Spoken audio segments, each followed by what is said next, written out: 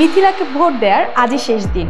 আজই তানজিয়া জামান মিথিলাকে ভোট দেওয়ার শেষ দিন। চলমান ৭৪তম মিস ইউনিভার্সে বাংলাদেশ থেকে অংশগ্রহণ করেছেন মিথিলা। অংশগ্রহণ করার আগে মিস ইউনিভার্স বাংলাদেশ ২০২৫ জিতেছিলেন তিনি। এরপরই তার এই বিশ্বযাত্রা। ২০২০ সালে প্রথম মিস ইউনিভার্স নির্বাচিত হন মিথিলা। এরপর ২০২৫ সালে আবারও মিস ইউনিভার্স বাংলাদেশ জিতে সুন্দরী প্রতিযোগিতাটির মূল আসরে অংশ নিতে থাইল্যান্ড যান মিথিলা। মিস ইউনিভার্স ক্যাম্পে ২ সপ্তাহ কাটিয়েছে মিথিলা। এই ২ সপ্তাহে মিথিলা শিখেছেন সময় ব্যবস্থাপনা, শৃঙ্খলা এবং নিজেকে নতুনভাবে গড়ে তোলার কৌশল। এ নিয়ে তিনি বলেন, এখানে অনেকের সঙ্গে বন্ধুত্ব হয়েছে, সিস্টারহুড তৈরি করে কিভাবে সম্পর্ক এগিয়ে নিতে হয় শিখেছি। সবচেয়ে বড় বিষয়, মিস ইউনিভার্স আমাকে নতুন একটা মানুষ হিসেবে তৈরি করেছে, আমার যোগাযোগের দক্ষতা বাড়িয়েছে।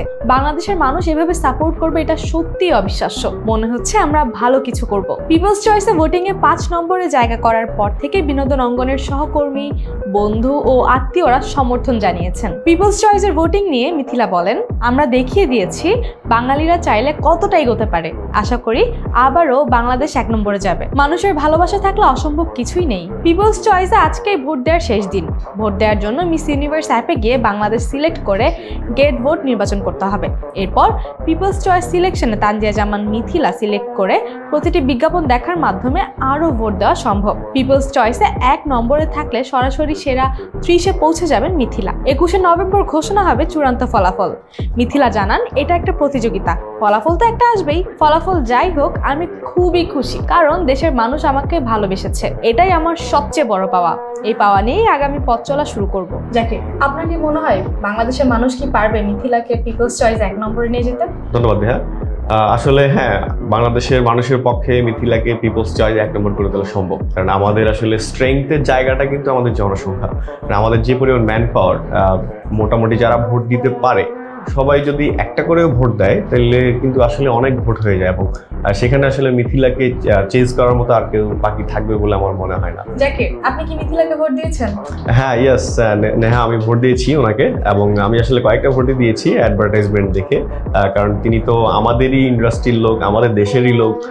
সো তাকে কেন আমরা ভোট দিব না। এবং আমি দর্শককে আহ্বান জানাবো আসলে দেশকে উপরে তোলার জন্য যারা ভোট দিতে সক্ষম সবাই মিথিলাকে ১ বা একাধিক ভোট দিন, এবং অ্যাটলিস্ট পিপলস চয়েসে মিথিলাকে ১ নম্বরে করে তুলুন, যেন সেরা ৩০-এ মিথিলা থাকতে পারে এবং পরবর্তী কন্টেস্টে যেন পার্টিসিপেট করতে পারে। সো এটা আমার বিশেষ করে আহ্বান থাকবে সবার প্রতি। এই যে হার জিতের মাঝখানে মিথিলা আসলে কতটুকু অর্জন করতে পেরেছে বাংলাদেশের জন্য, নিজের জন্য? আসলে যদি বলি, মিথিলা আসলে আমাদের সবার হৃদয় জয় করেছে বলা যায়, এবং সে আমাদের দেশকে রিপ্রেজেন্ট করছে। সো এইটা আমাদের জন্য অনেক বিশাল একটা ব্যাপার।